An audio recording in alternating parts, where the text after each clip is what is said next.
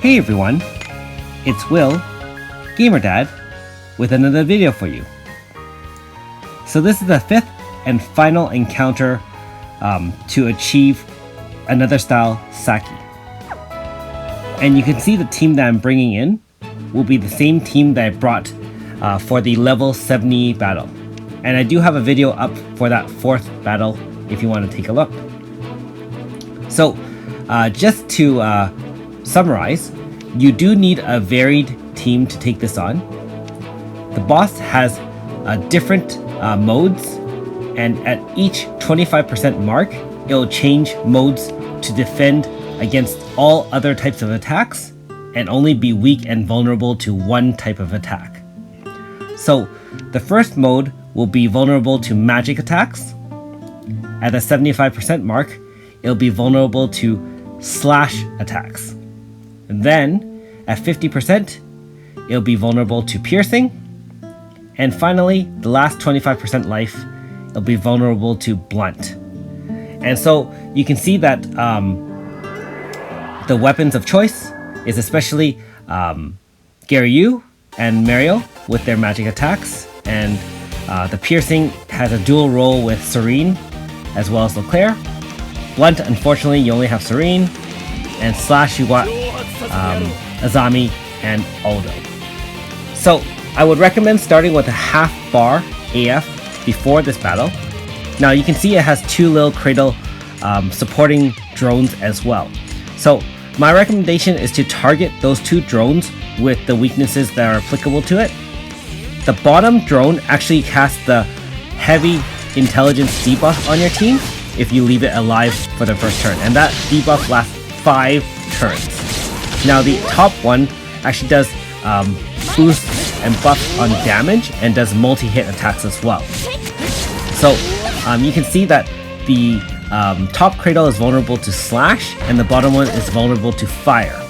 And so with the combination of Garyu and Aldo as well as Azami, we took care of those two nuisances right from the beginning. So if you don't do that, you will have to start your magic users in the back and then rotate them to the front after the first turn so that your magic users don't get debuffed, so that their magical attacks are basically 0 damage.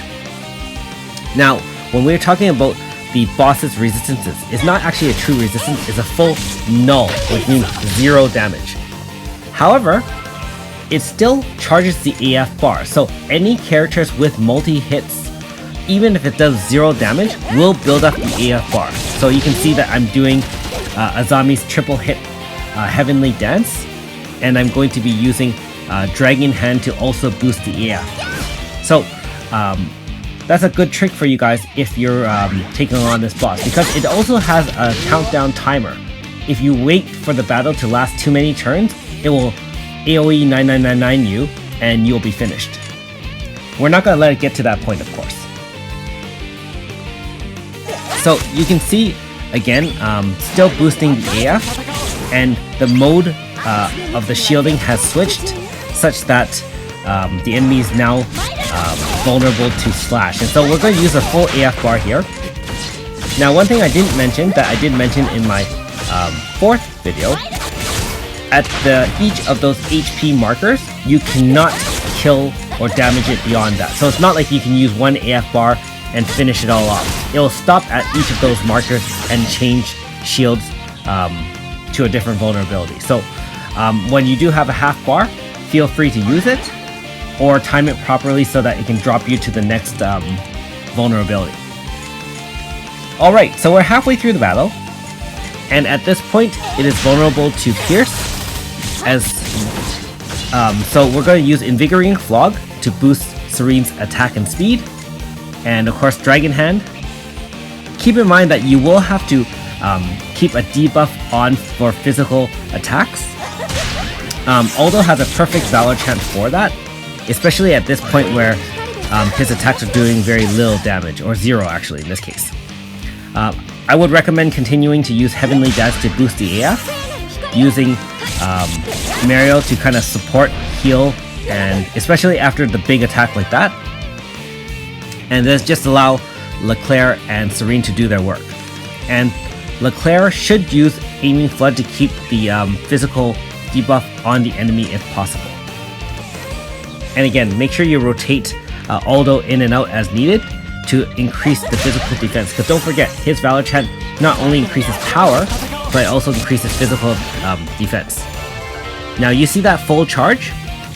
If you don't have power debuff and physical attack defense up, you will die.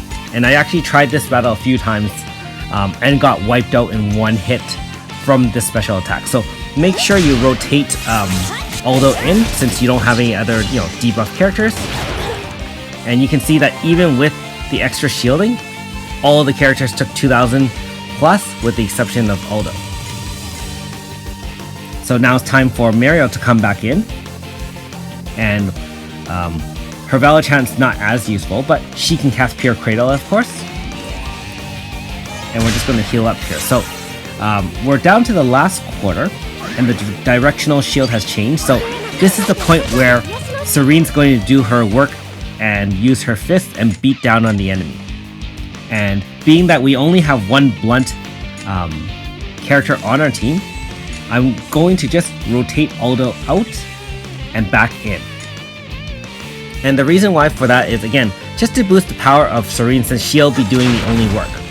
Note that I did leave Meryl in here just in case the AF doesn't kill, such that she can heal the next turn. Now she does have Holy Burst equipped in the third slot for my spamming, so it's not like she's doing any damage, but landing a single hit will still maintain the AF bar slightly. And note that I'm not using Invigorating Flog to power up Serene's attack. I'm just using Ground Razor over and over again. So more important to do damage as opposed to boosting her. And you can see the Ogre Rancorum final AF finisher just did enough damage to beat the boss. So a little bit trickier than the fourth battle, but if you do wipe out the first two Cradle drones that are the supports, you'll find this battle a lot easier. And again, make sure you buff your shielding, which is your physical defense, as well as debuff physical attack as best as possible to resist any major damage. Again, this is the best mix of teams that I can put together, but of course, someone like Xion, which Valor Chant comes in and debuffs the physical attack and obviously has the 3x XL slash, would be even more beneficial than using someone like Azami. So, yeah, it's still doable with this team, especially since 3 of those characters are actually free. Aldo, Garyu, and Serene. And Azami, actually, so 4. Anyway, so you can see now after the 5 battle, we're just talking to the central AI. And at the beginning of this encounter, I guess it's he, explains why he's doing this. And he's just wanting to be acknowledged for his hard work and not to be forgotten, especially since they wipe his memory. And so, now that all the tough guys are out of the way, we can have a heart-to-heart talk with it. And you can see Iska saying that it's more important to be proud of your work rather than to seek attention and recognition. And Saki brings a different unique element to the IDEA team as opposed to Iska. Iska seems very professional, very true, strong leader. And Saki's got a lot more emotion, thinks with her heart, which in times can be detrimental in battle. But in cases such as this, it will help, to kind of smooth over situations. And so a valued member to any sort of team.